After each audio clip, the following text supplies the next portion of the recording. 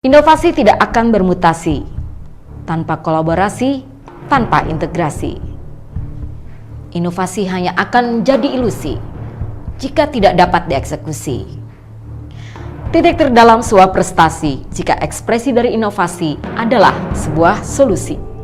Untuk lebih dalam tentang inovasi, bersama saya Ayu di podcast BBB, Bagaimana Banjarmasin Bekerja.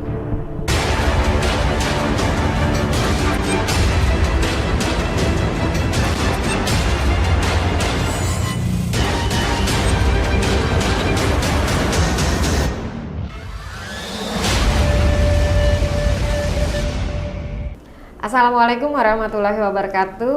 Salam jumpa sahabat inovasi. Saya Ayu dari Bapedalitbang Kota Banjarmasin dalam program Bagaimana Banjarmasin Bekerja. Hadir bersama kita kali ini adalah Bapak Dr. Andes M. Ihsan Al-Haq MSI, Pak. Ya.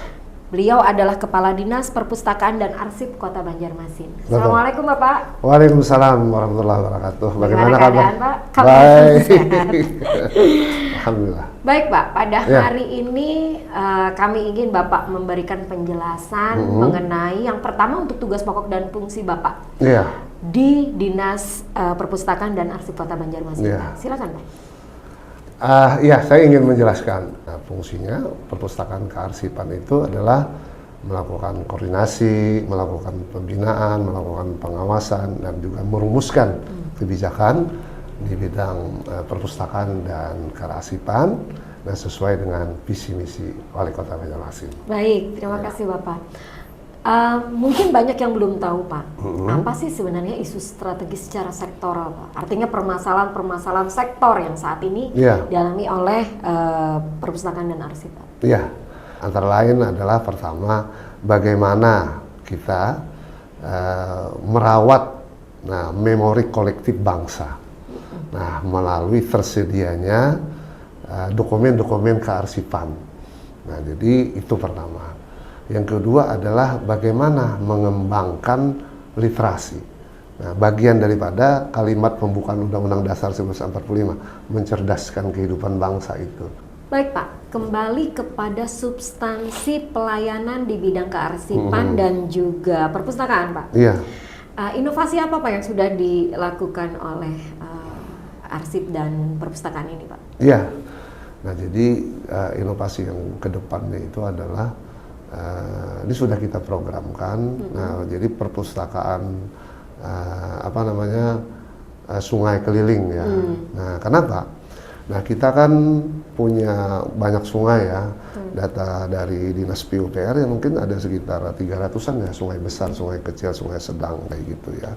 Ini banyak masyarakat yang di pinggir-pinggir sungai yang perlu didatangi ya, yang terpencil, terjauh ya dari pusat kota Banjarmasin, itu memang memerlukan sekali bahan-bahan buku bacaan kayak gitu ya. Terus juga kita bagaimana melaksanakan literasi, bukan hanya membaca ya, tetapi juga bisa mendongeng atau dalam bahasa lokal itu bakesah ya. Ini perlu kebutuhan itu memang ada.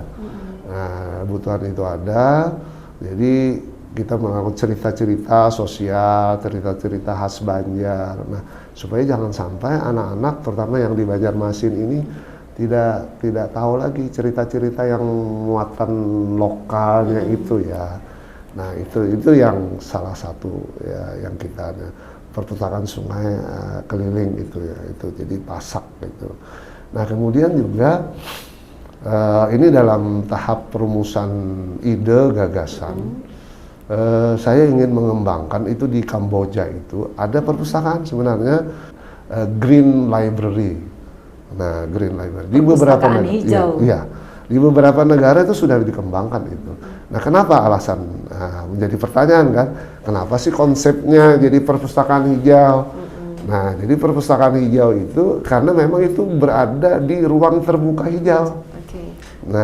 Jadi di sana nanti kita desain sedemikian rupa. Mungkin juga perlu disupport karena itu aset itu punya Dinas Lingkungan Hidup. Nah, jadi gimana kita berkolaborasi. Jadi perpustakaan itu bukan hanya orang sekedar membaca, tetapi ada transfer knowledge-nya ya. Nah, ada transfer pengetahuan. Nah, sehingga oleh para expert tentunya, nah gitu. Jadi bukan dibacakan situ, tapi memang para expert kita undang. Nah, itu harapan saya. Pak Ihsan, terima kasih banyak atas informasinya. Selamat berkolaborasi. Dan sekali lagi terima kasih atas kedatangannya untuk program Bagaimana Banjarmasin Bekerja. Sahabat inovasi, terima kasih untuk bergabung di acara ini. Bagaimana Banjarmasin Bekerja? Terus melahirkan inovasi. Terima kasih. Assalamualaikum warahmatullahi wabarakatuh. Salam inovasi.